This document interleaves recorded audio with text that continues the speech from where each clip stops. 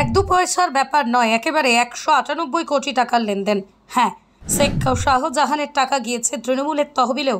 ইডির দাবিতে তোলপাড় গোটা রাজ্য। দেখুন ঠিক কি ঘটল। সন্দেশখালী কাণ্ডের নয়া মোড়। শেখ শাহজাহানের জমি দখলের টাকা পার্টি ফান্ডেও। চার্জশিটে চাঞ্চল্যকর দাবি করল ইডি। শাহজাহান ঘনিষ্ঠ 4 সদস্যের খোঁজেই তল্লাশি চালাচ্ছিলেন তদন্তকারীরা। সন্দেশখালীর শেখ শাহজাহান এখন জেলবন্দি। তার বিরুদ্ধে রয়েছে একাধিক মামলা। তদন্ত করছে কেন্দ্রীয় সংস্থা। ইডি চার্জশিটে দাবি করল শাহজাহানের জমি দখলের টাকা যেত পার্টি ফান্ডে। চার্জশিটে দাবি করা হয়েছে প্রায় 900 বিঘা ভেড়ি দখলের অভিযোগ রয়েছে শিবু হাজরার বিরুদ্ধে। গুরুতর অভিযোগ রয়েছে শাহজাহানের ঘনিষ্ঠ আরও 5 জনের বিরুদ্ধে। এদিকে সোমবার শাহজাহান সহ 3 জনকে তোলা হয় কলকাতা নগর দায়রা আদালতে। জামিনের আবেদন করেন সকলেই। পাশাপাশি চার্জশিট পেশ করে ইডির দাবি, শাহজাহান ও শিবু হাজরাকে জেরা করে জানা গিয়েছে 2018 থেকে 23 সাল পর্যন্ত জমি দখলের টাকা গিয়েছে পার্টি ফান্ডে। এই ঘটনায় যুক্ত রয়েছে শাহজাহানের আরও 5 ঘনিষ্ঠ। তাদের খুঁজছে ইডি। শাহজাহানের ভাই শেখ সিরাজউদ্দিনের খোঁজও চালাচ্ছে ইডি। এদিকে এদিন শেখ শাহজাহানের জামিনের আবেদন করা হয়েছিল, সেই আবেদনও খারিজ করা হয়েছে। বিচারক জানিয়েছেন আপাতত তাকে জেল হেফাজতেই থাকতে হবে। অন্যদিকে চার্জশিটটা দাবি করা হয়েছে শাহজাহান ও তার ঘনিষ্ঠদের টাকা গিয়েছে তৃণমূলের তহবিলে। এই দিন শাহজাহান ছাড়াও তার সঙ্গী হিসেবে পরিচিত শিবপ্রসাদ হাজরা ও দিদার বক্স মোল্লাকেও হাজির করানো হয়।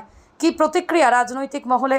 বিজেপি নেতা শ্রমিক ভট্টাচার্য বলেন, ইডি নির্দিষ্ট তথ্য প্রমাণ পেয়েছে বলেই আদালতে পেশ করেছে।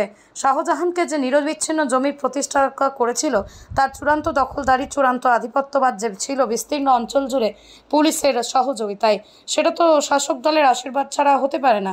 স্বাভাবিকভাবেই নেতার কাছেও যাবে, পার্টির কাছেও যাবে, সবাই মিলেমিশে খাবে, এটাই তৃণমূল। আর তৃণমূল দলের নেতা অরূপ চক্রবর্তী বলেন, ইডি তো এর আগে বহু কথা বলেছিল। অনুব্রতের দেহরক্ষীর বিরুদ্ধে 700 কোটি টাকা সম্পত্তির কথা বলেছিল। যখন ফাইনালে চার্জশিট করেছিল দেখিয়েছিল 17 লক্ষ টাকা, তার মধ্যেই 5 লক্ষ টাকা লোন। ইডির এই করতেই বিজেপি গোটা ভারতবর্ষের বিজেপিকে 303 থেকে 240-এ নামিয়ে দিয়েছে। আগামী দিনে যখন ইন্ডিয়া জোটের সরকার হবে, ইডি সিবিআইয়ের দুর্নীতিগ্রস্ত অফিসারগুলিকে জেলে পুরব। এদিকে এবার লোকসভা ভোটের আগেই সন্দেশখালীতে গিয়ে মহিলাদের মুখে বারবারই শোনা গিয়েছিল এই শিবু হাজরার নাম। শেখ শাহজাহান তার নামে কার্যত চলত সন্দেশখালী। অবৈধ ভোট থেকে তৃণমূলের সংগঠন এটাই চলত তার নিয়ন্ত্রণে। তিনি বর্তমানে জেলবন্দি। এবার ইডি সোমবার আদালতে জানিয়ে দিল। ইতিমধ্যে ইডির তরফে তল্লাশি চালিয়ে 3টি গাড়ি বাজেয়াপ্ত করা হয়েছে। তার মধ্যেই শাহজাহান ও তার ভাই আলমগীরের গাড়ি রয়েছে। এদিকে এর আগে ইডি একাধিক স্থাবর অস্থাবর সম্পত্তির বাজেয়াপ্ত করেছে। সব মিলিয়ে 27 কোটি 8 লক্ষ সম্পত্তি বাজেয়াপ্ত করা হয়েছে।